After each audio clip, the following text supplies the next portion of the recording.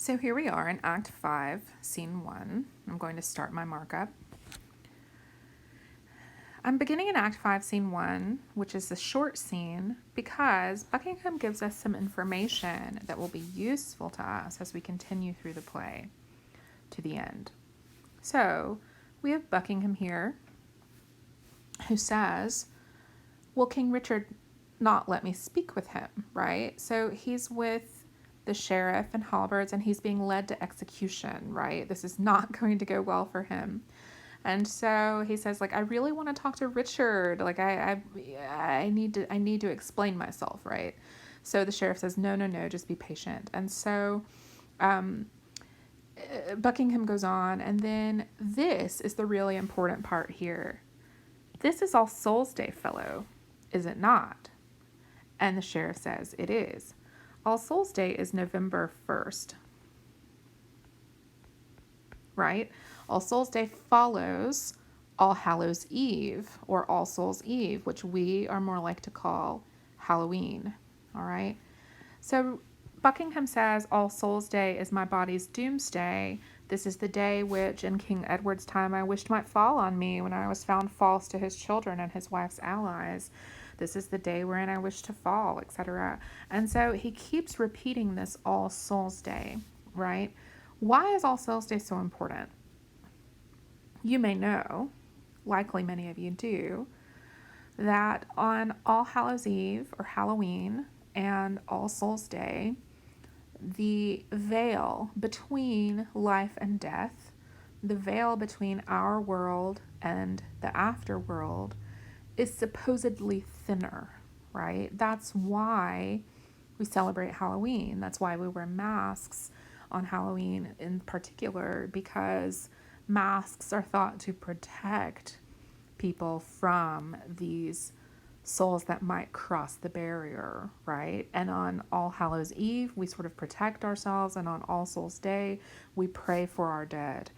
And so the fact that it's All Souls Day goes back to what we just heard from the Duchess. The Duchess has cursed Richard and said, let the spirits of those you've killed come back to haunt you at the battlefield, right? To make your enemies victorious and to weigh you down.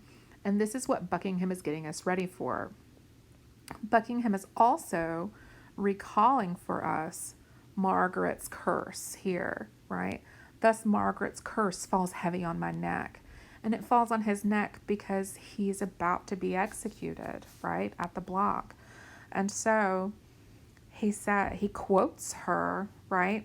When he quoth she, sorry, it was Middle English for a second, shall split thy heart with sorrow. Remember, Margaret was a prophetess, right? And so he's giving credence to the curse that Margaret spoke upon the House of York, which happened way back in Act 2, right? And other people have brought this curse up as well.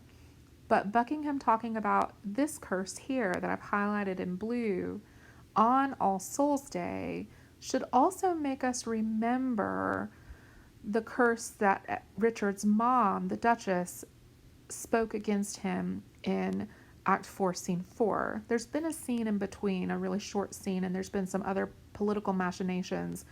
But in addition to sending Buckingham off to his death, this scene is supposed to help us remember that the Duchess has cursed Richard in this way.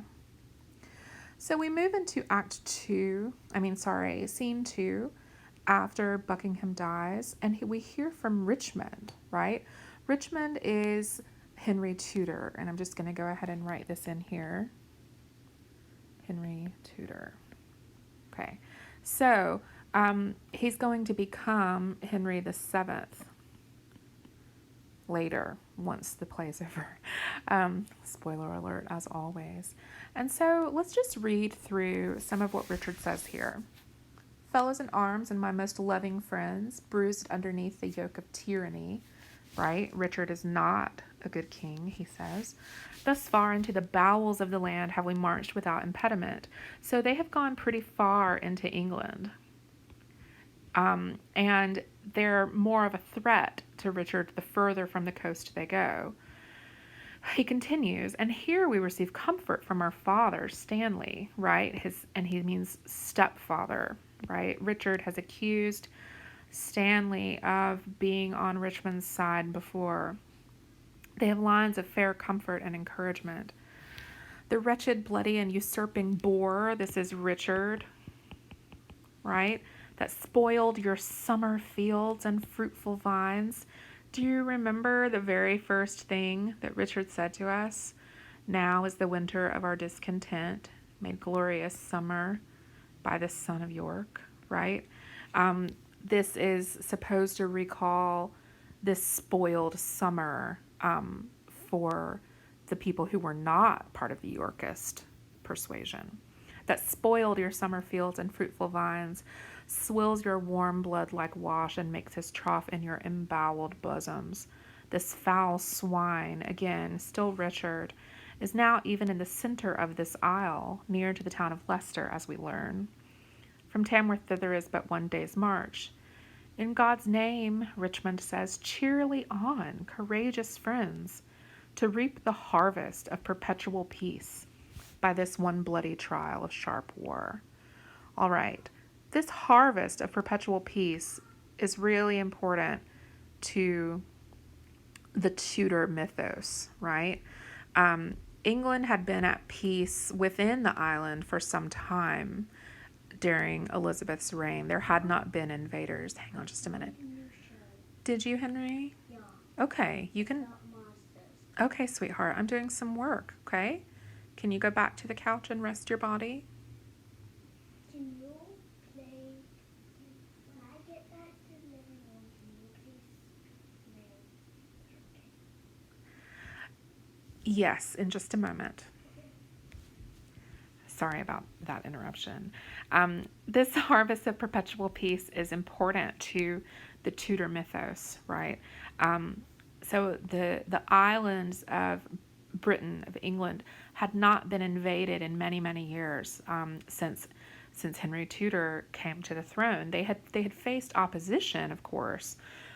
Elizabeth had to fight off the Spanish Armada, things like that, but nobody had actually broached English territory, and so this is really important to the propaganda that this play is trying to spread. This one bloody trial of sharp war is really one of the last bloody wars fought in England during the time of the Tudors. So I'm going to stop here and go take care of Henry, and then I'll come back.